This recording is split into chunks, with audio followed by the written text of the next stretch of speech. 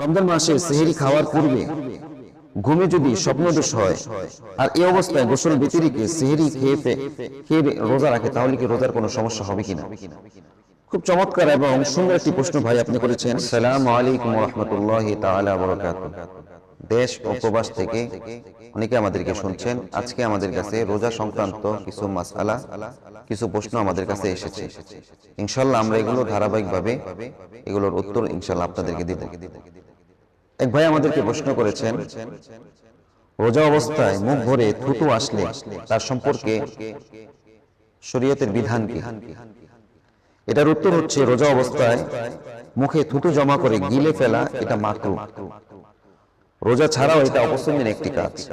সুতরাং মুখ ভরে যদি থুতু আসে তখন সেটার করণীয় হচ্ছে সাথে সাথে সেটাকে ফেলে দেওয়া। আরেক ভাই প্রশ্ন করেছেন, কেউ যদি একটি রোজা ইচ্ছাকৃত ভাবে ভেঙে ফেলে তাহলে সেটার কাজা কাফারা কিভাবে আদায় করতে হবে? সুন্দর একটি প্রশ্ন আপনি ভাই করেছেন। ইচ্ছাকৃতভাবে কেউ যদি রমজানের রোজা রাখার পর সেটা বিনা ওজরে বিনা কারণে ভেঙে ফেলে তাহলে সেটার কাজা ও কাফারা দুটোটাই আদায় করতে হবে। রোজার কাফারা হলো একটি রোজার বিনিময়ে একটি রোজা রাখা, আর রোজার কাফারা হচ্ছে এক লাগাতার ভাবে 7টি রোজা রাখতে হবে, অথবা 7 জন মিসকিনকে পেট ভরে দুবেলা খানা খাওয়াতে হবে। আমাদের কাছে আরেকটি প্রশ্ন এসেছে, রমজান মাসে সেহরি খাওয়ার পূর্বে ঘুমে যদি স্বপ্নদোষ হয় আর এই অবস্থায় গোসল ব্যতিরেকে সেহরি খেয়ে রোজা রাখে, তাহলে কি রোজার কোনো সমস্যা হবে কিনা? খুব চমৎকার এবং সুন্দর একটি প্রশ্ন ভাই আপনি করেছেন।